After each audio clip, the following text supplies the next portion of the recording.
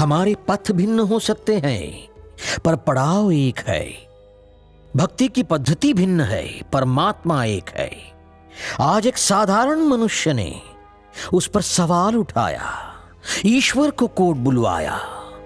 वैसे ये हमारी व्यक्तिगत लड़ाई नहीं है, ईश्वर में विश्वास करने और ना करने वालों के बीच की लड़ाई है। ईश्वर का अर्थ है धर्म। न्याय पाने हेतु आम इंसान कोर्ट की राह देखते हैं, लेकिन उसने तो न्याय को ही कटघरे में खड़ा किया। आज स्वयं मैं, सिद्धेश्वर महाराज और गोपिका माता कोर्ट जाएंगे, उस मूर्ख प्राणी को थोड़ी बुद्धि प्रदान करेंगे। धर्म क्या है उसे समझाएंगे।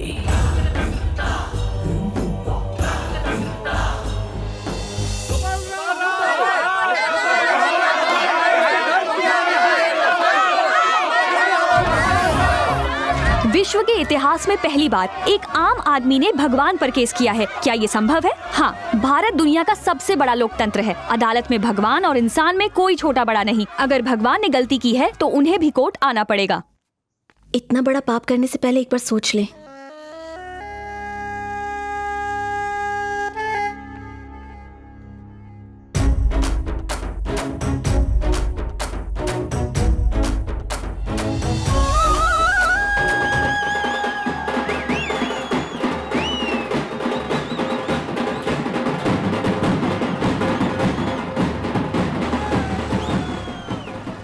अब ये क्या आफत है?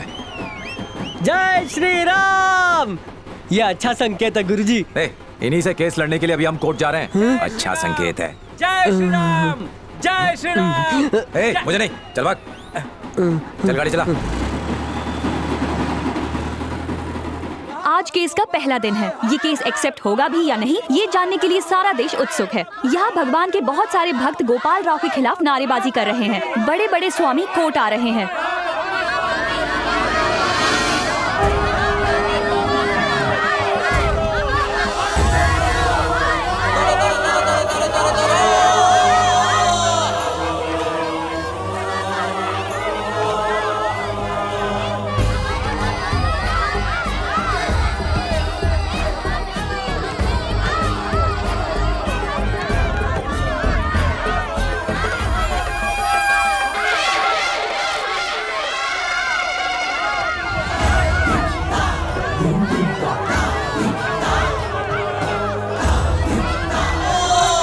स्वामी जी, ऐसा क्या हुआ कि आपको कोर्ट में आना पड़ा?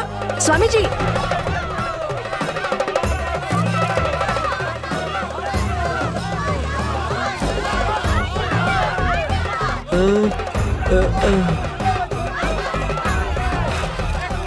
मिस्टर गोपाल, कुछ लोग कह रहे हैं कि ये पब्लिसिटी स्टंट है। इस बारे में आपकी क्या राय है? आपने ये केस क्यों किया? Sir, Gopal sir, sir, sir.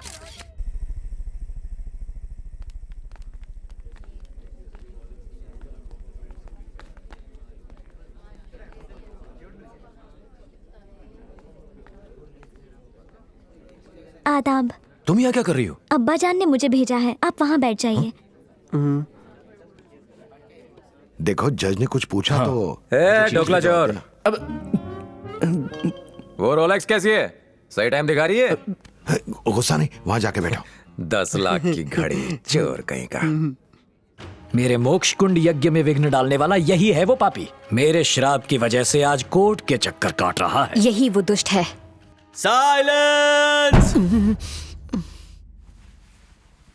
गुरुजी खड़े हो जाइए।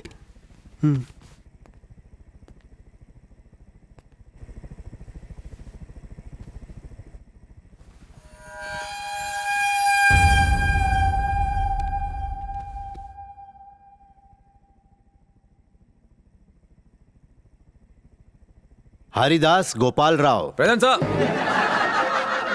Order, order. क्या तुम अपना केस खुद लड़ोगे? सर, कोई वकील मेरा केस लड़ने को तैयार ही नहीं है, तो इसलिए अपने केस की पैरवी मैं खुद ही करूंगा। माय लॉर्ड, ये एक बेसलेस केस है, done just for publicity. Further court hearings के लिए कोई वजह ही नहीं है।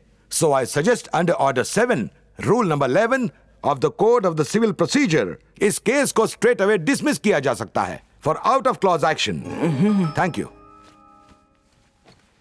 सर जी, मुझे कोर्ट की टेक्निकल भाषा नहीं आती है। अगर आती भी तो उसका कोई फायदा नहीं होता। मैं अपनी सीधी भाषा में बात कहूंगा। बेसलेस कह के ये इस केस को क्लोज करना चाहते हैं, यही बात है ना सर?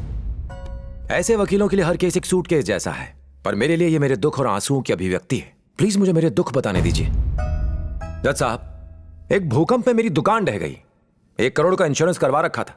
इंश्योरेंस वाले कहते हैं मेरी दुकान भगवान ने तोड़ी है। कहते हैं कि ये एक्ट ऑफ गॉड है, जिसने तोड़ा है वही इसका पैसा भरेगा, इसीलिए भगवान से मांग रहा हूं। अरे मूर्ख, दुष्ट प्राणी, भगवान से दुश्मनी लेगा तो बर्बाद हो जाएगा। Order order. आपको कुछ कहना है तो विटनेस बॉक्स में आकर कहिए। भगवान इसकी नादानियों को माफ करना, ऐसे अज्ञानी को सद्बुद्धि देना, इसे सही पथ दिखाना। भगवान इसका अहंकार माफ करना। रात को सपने में जब आकर मैं आपसे मिलूंगा तब इस अज्ञानी और पापी के लिए मैं आपसे माफी मांगूंगा। अरे भगवान तुम्हारी दुकान क्यों तोड़ने लगे? मैं भी तो यही कह रहा हूं। भगवान के पास बहुत इंपॉर्टेंट काम होंगे, वो अपने काम छोड़कर मेरी दुकान पर टाइम क्यों वेस्ट करेंगे? आप कंपनी से कहिए सर कि वो मेरे पैसे मुझे दे दे। Objection your honour. कंपनी इन्हें पैसे किस लिए दे? योर ऑनर, मैं पेश करना चाहता हूं कंपनी के टर्म्स एंड कंडीशंस की लिस्ट। Exhibit number 1। ऐसा है तो भगवान से पैसे दिलवाइए। चलो बुलाइए उन्हें, राम को, कृष्ण को, शिव को। ओम बूम बड़म बम बड़म बड़म बूम, ऐसे आपको कई जादुई मंत्र आते हैं, बुलाइए उन्हें। ए, भगवान सिर्फ हम जैसे ज्ञानियों को दर्शन देते हैं, तुझ जैसे अज्ञानी के सामने प्रकट नहीं होते। कोई होगा तो आएगा ना। धर्म के नाम पर खुली दुकानों में रोज करोड़ों का टर्नओवर होता है, उसमें से 1 करोड़ मुझे दे दो, छोटा सा हिस्सा है। अपनी दुकान के स्पेशल डिस्काउंट कूपन दूंगा। I object your honour. भगवान की निस्वार्थ सेवा को ये एक बिजनेस का नाम दे रहे हैं। सेवा? यहां सेवा कहां है सर? मंदिर के बाहर चप्पल रखने से लेकर प्रसाद मिलने तक सब कुछ बिजनेस है सर। नारियल खरीदो, फूल खरीदो, फल खरीदो, आरती करने से लेकर हवन करने के लिए अलग अलग रेट्स तय हैं। ये सब क्या है? बिजनेस ही तो है सर। फ्री में दर्शन करना धर्म है, टिकट लेकर दर्शन करना धर्म कहलाना चाहिए। रिसेशन के समय में जब दुनिया के सारे बिजनेस लॉस में जाते हैं, इनका धंधा डबल हो जाता है। मेरे जैसे कष्ट भोग रहे लोग इन्हें दक्षिणा देते हैं ताकि हमें सही रास्ता दिखा सकें। यही एक बिजनेस है सर जो कभी लॉस में नहीं जाता। ऊपर से ये लोग टैक्स नहीं भरते। क्यों स्वामी, सही कह रहा हूं? रिलैक्स। ठीक है, एक बात मान लेते हैं कि ये बिजनेस कर रहे हैं। अगर तुमने इंश्योरेंस प्रीमियम समय पे भरा है तो उनसे पैसे क्यों नहीं मांगते? ये स्वामी तुम्हारा नुकसान क्यों भरेंगे? बोलो। क्योंकि मैं इनको भी प्रीमियम भरता आया हूं। What nonsense you're talking? मैं जानता था कि ये सवाल जरूर पूछा जाएगा, इसीलिए मैं अपने साथ इसका प्रूफ लाया हूं। पिछले 18 सालों से जितने मंदिरों में दक्षिणा के नाम पर प्रीमियम भरता आया हूं, उन सब की रिसीट लाया हूं। इनमें से कुछ अपनी माताजी के कहने पर भरे और कुछ दक्षिणा अपनी पत्नी के कहने पर। ये देखिए, मेरी जिंदगी का पहला प्रीमियम 1100 रुपए उस वक्त तिरुपति के मंदिर में पे किया था। और भी कहीं है। गणपति के स्टॉल के लिए हर साल 5000 रुपए का चंदा देता हूं। उसे स्टॉल नहीं कहते मूर्ख, उसे पंडाल कहा जाता है। जानता हूं। 3 साल पहले मेरी दादी सीढ़ियों से गिरी। डॉक्टर्स ने उम्मीद खो दी थी। एक पंडित ने कहा कि महामृत्युंजय का जाप करवाइए, वो बिल्कुल ठीक हो जाएंगी। मैंने जाप करवाया, दादी ऊपर चली गई और 30,000 खड्डे में। और सुनिए, दरगाह के लिए चादर, चर्च के लिए कैंडल्स, मंदिर में अगरबत्तियां, आश्रम में चंदे। पिछले 15 सालों में मैं इन सारी दुकानों पर 10 लाख से ऊपर खर्च कर चुका हूं। तेरा सर्वनाश होके रहेगा। इन पवित्र स्थलों को दुकान कहकर तू उनका अपमान कर रहा है। ये सब ईश्वर के घर हैं, जहां लोग अपने परिवार की सुख सुरक्षा के लिए चंदा देते हैं। तो फिर मेरे परिवार की सुरक्षा का क्या? उसके लिए तुम्हें भगवान से बात करनी पड़ेगी। स्वामी जी से बहस क्यों कर रहे हो? अच्छा, ख्याल नेक है। आपके पास मोबाइल तो होगा, बताएंगे उसमें कौन सा सिम है? रिलायंस।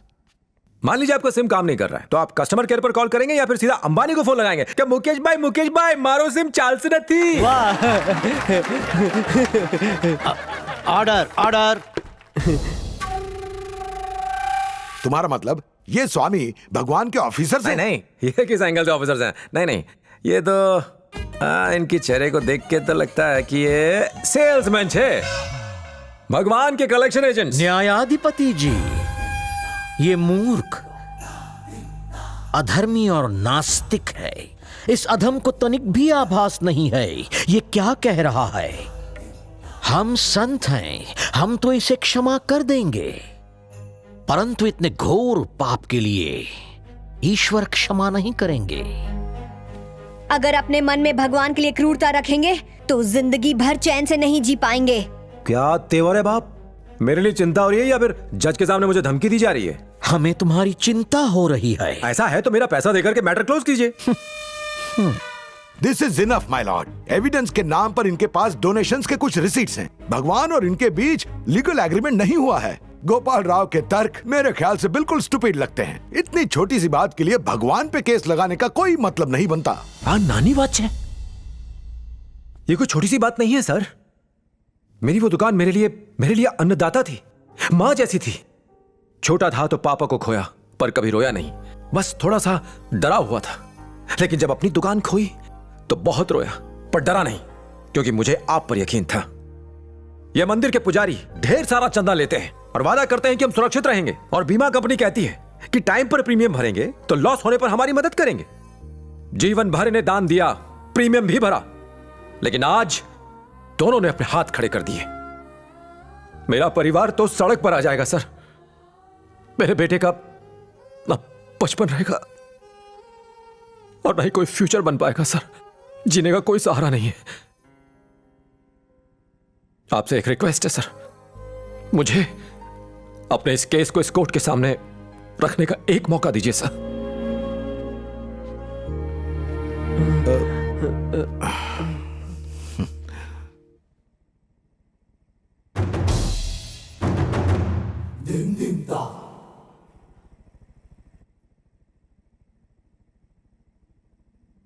एक मिडिल क्लास आदमी के लिए 1 करोड़ बहुत बड़ी रकम होती है, खासकर जब उसकी दुकान उसका एकमात्र कमाने का जरिया हो। ये कोर्ट इस केस को एक्सेप्ट करती है।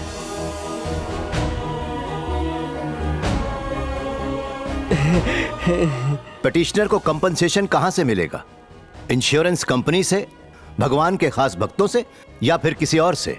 ये कोर्ट में पेश होने वाले एविडेंस और आर्गुमेंट्स के आधार पर निर्भर करता है। The court is adjourned.